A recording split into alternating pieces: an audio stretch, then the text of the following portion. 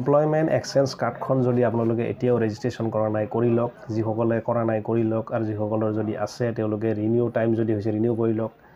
আৰু এমপ্লয়মেণ্ট এক্সচেঞ্জৰ যিটো ৰেজিষ্ট্ৰেশ্যন বুলি আছে, ৰেজিষ্ট্ৰেশ্যন বহুতে বুজি পোৱা নাই বা বুজি পাইছে, বহুতে ডকুমেণ্ট আপলোড দিয়া নাই, গোটেইখিনি আধা ডকুমেণ্ট আপলোড দিছে। কমপ্লিট ডকুমেণ্ট আপলোড দিয়ক, A to Z দিয়ক, মাৰ্কশ্বিট, আপোনালোকৰ চাৰ্টিফিকেট কমপ্লিট আপলোড দিয়ক।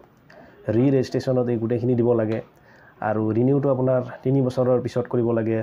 আপোনাৰ যদি সময় হৈছে কৰি ল'ব। আৰু নতুনকৈ যিসকলে ৰেজিষ্ট্ৰেশ্যন কৰা নাই এতিয়ালৈ কৰক আপোনালোকে, কাৰণ আজিকালি কেৱল গভৰ্ণমেণ্ট এক্সামৰ কাৰণেই এমপ্লয়মেণ্ট এক্সচেঞ্জ নহয়, আপোনালোকৰ যিকোনো গভৰ্ণমেণ্ট স্কিমতো আজিকালি আপুনি এপ্লাই কৰিবলৈ আত্মনিৰ্ভৰ আঁচনি যিটো আহিছিল তাতেও আপোনালোকৰ এমপ্লয়মেণ্ট এক্সচেঞ্জ কাৰ্ডখনৰ ৰেজিষ্ট্ৰেশ্যন নাম্বাৰটো বিচাৰিছিল।